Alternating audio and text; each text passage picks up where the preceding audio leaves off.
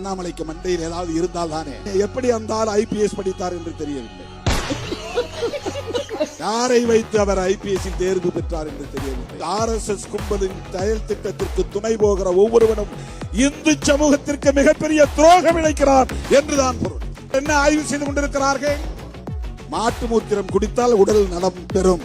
இதுதானே உங்கள் ஆராய்ச்சி. சாணத்தை உருட்டி தின்றால் ஆயுள் நீடிக்கும். இதுதானே உங்கள் ஆராய்ச்சி. என்ன செய்து கிழித்திருக்கிறீர்கள்? இந்துக்களுக்காக யாரை ஏய்க்க பார்க்கிறீர்கள்?